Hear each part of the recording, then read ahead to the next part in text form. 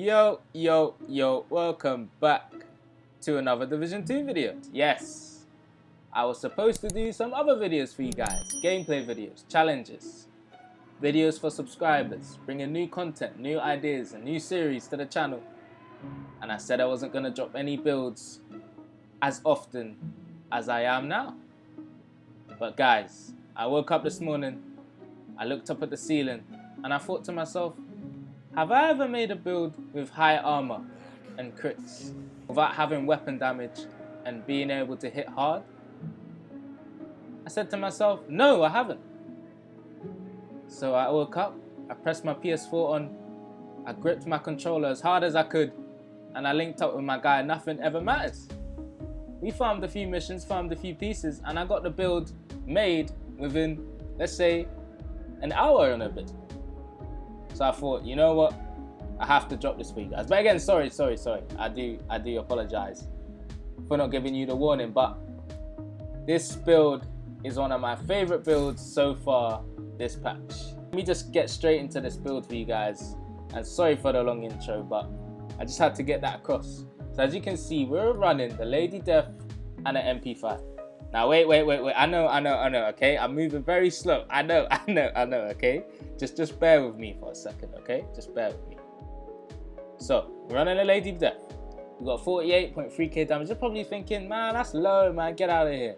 900 RPM and 32 in the mag. Always reloading. Let me get that straight. So we got 10% SMG damage, 16% critical hit chance, and 5% damage to armor. You guys already know what the Lady Death does. When moving, gain 4 stacks per second, or 8 stacks if sprinting, up to 40 stacks in total. Each round fired consumes a stack, amplifying damage by 60%. So all the stacks you get from running is going to be amplified with damage. All the kills you get, you're going to get 20% movement speed added for 10 seconds. So when you get a kill, you're just going to be speeding around, basically. So this is like a Russian build, run around, but a lot of people can't really do this because they're going to be running loads of crits and loads of weapon damage all over their build. But with this build, it's something different. The MP5, 67.6k damage, 15% SMG damage, 20% crit chance, and 10% critical hit damage. Now this is the gun I switch to if I'm finding I'm reloading so much with the Lady Death and I just want to get the person down. I'll switch to this weapon, which is going to give me critical hits as a stack of 4% reload speed bonus. The max stack is 40. So as long as I'm critting with this build, I'm going to be reloading super fast. And especially if you have something on your watch that's added towards reload speed, it's going to help as well. Let's just get into the gear pieces. You're probably looking around the build and thinking, Addiction, what is going on? Gilligard Mask. Having one gives us 5% total armor, right? Core attribute, which gives us 124k armor. I'm not too fussed about that. That's fine. As long as I'm over 120k, I'm okay with that. For the bottom attributes, we got 6% crit chance, 12% critical hit damage, and we got 17% incoming repairs there. I would like to have another mod slot there of crit damage, but we're gonna go with what we get because this build was pretty tough for me to get together. But yeah. Now the reason why I have incoming repairs on the mask is because of this chest piece talent, Perfectly Unbreakable. When your armor is depleted, it repairs 100% of your armor, and that's in PvE. In PvP, it does 55%. Now, the reason why I say I'm running an incoming repairs mod slot is because Unbreakable is an incoming repair. When my armor breaks, it's going to repair my armor. So anything that's repairing my armor and it's an incoming one, I'm going to use that mod slot on my mask to help me. Sorry, I nearly deconstructed the old build there, didn't we? Bloody hell. But yeah, that's the reason why I'm using this chest, is because I just want more survivability with this build. You guys can go with anything else. You can go with Intimidate, you can go with Efficient, you can go with Spark, you can switch things up and even go for Glass Cannon if you wanted to. But with the build like this, it wouldn't make sense going for them type of talents, as you want to survive as much as you can. So we got 3 Badger Tough, we got 10% shotgun damage. Of course, I'm not going to be using a shotgun, but you guys, again, you can use a shotgun if you want. We got 5% total armor again, so that's more armor there. And we got 10% armor on kill. So obviously, every time I kill someone, I'm going to get 10% of my armor back every time. So for the core attribute, you got 170k armor. That's a nice roll. You got 4.3% crit chance, 10.7% crit damage, and 10.5% crit damage. So you can see now, guys, what this build is all about. is about armor and stacking attributes of crit chance and crit damage, so that we can have enough crits and enough crit damage to hit hard, but have lots and lots of armor to survive. So you're gonna get the drift of this now, and I'm happy that you've seen this chess piece, so you now know. We got a Grupo holster. We got 15% critical hit damage that it gives us already. So that's another piece of information that we just talked about, which I'm putting towards the build. The core attribute on top, of course, I would like to have armor. Now, if I want to improve the build, that's what I would do. I would get a Grupo holster, put armor on top, which is the max as you can see, and then I'd put crit chance and crit damage. And as you can see on here, we've got 5.2% crit chance and 11.8% crit damage. So I'm okay with this roll, and the reason I'm okay with it is because even though I could be touching 1.8 mil armor, it's just that I haven't got a Sokolov piece on this build. So having at least 8% weapon damage, I'm okay with that. I'm losing 2% from Sokolov. I'm fine with that. So that's why I'm happy with the way it is right now. At least I'm getting a little bit of damage, and just to be able to hit hard as well. I make this build be a lot more tankier and be able to, really take them bullets than rather having just 8% weapon damage. That's how I'd go about it, but it's up to you guys. You can change things up, do whatever you like. This is just the way I run it. Now, let me just get into this knee pad. So, as you can see, we've got no talents, no brand sets, no nothing on this knee pad. So like, for example, on this knee pad here, you're gonna get 10% rifle damage. On this knee pad, you don't get anything. You're just getting attributes, straight attributes. And let me tell you why I've gone for a knee pad like this. You get 127k armor, we got 6% critical hit chance, 10.3% critical hit damage, and 10.1% critical hit damage. And you're probably thinking, why have I got 3 reds on a knee pad?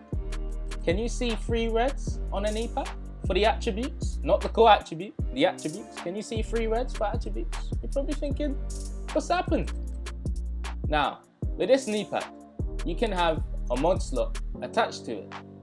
And shout out to my 2 guys, you know the vibes, and Nothing Ever Matters. They both showed me that you can have a knee pad with a mod slot on it. And let me show you guys where you can get this. To the improvised knee pads, and you craft it. So let me just show you guys now. I'm gonna craft my piece. It might be trash. What did we get? We got headshot damage, crit chance, and 7% weapon damage. This is something that I wouldn't want, but as you can see, when I open it up for you guys, we've got a mod slot here of red. And we can add anything we want to increase our crit chance, crit damage, anything. Go get an improvised holster. It's gonna give you a mod slot. I didn't know any of this, so shout out you 2.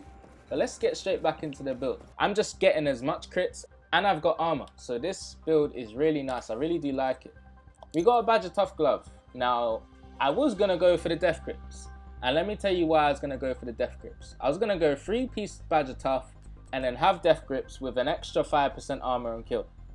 But I thought to myself, I could have more crit chance if I just put a glove like this on my build. We've got 170k armor, 6% crit chance, and 11.4% critical hit damage. This glove is nice for the build. It's something that I was looking for.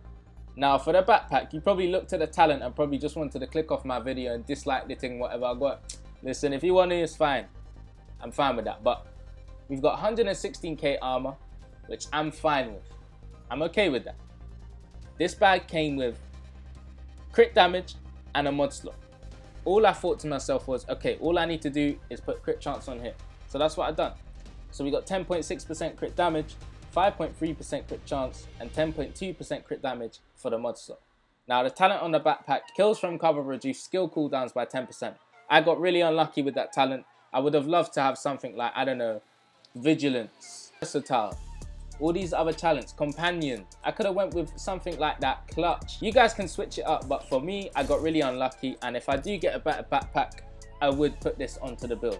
Because this is all I got, I'm just gonna roll with this. But yeah, you guys saw basically what I was going for. We're sitting at 1.6 million armor. I could be touching 1.8, but the holster has a red on it. Skills, we got a defender drone and a seeker mine. I just like the seeker mine, just to pop that out real quick, and it's gonna, boom! And it's gonna hit them hard, especially if they've got low armor, so that's pretty nice. I've come across some squishy people with DPS builds that's just been straight shooting me. I whip out the seeker mine, and I shoot at the same time, and they're down within seconds. So that does help. And the defender drone, of course, I'm wanting survivability. And what's going to give me survivability out of the skills so far towards this build is a defender drone. So of course we're using a firewall specialization, and you guys probably already know why I'm using it. It's like one of the most used specializations in the game right now.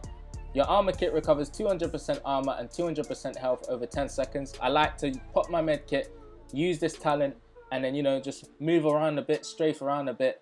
And then when my unbreakable pops, that's going to help as well. So, you know, this med kit is really important for me. I do like it.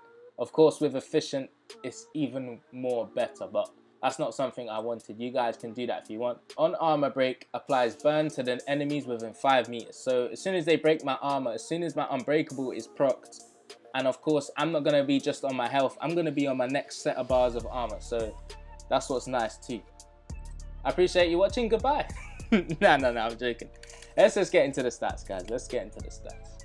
So as you can see, on the Lady Death, we got 58.8% crit chance, basically max, 2% off. I'm not really bothered about that at all.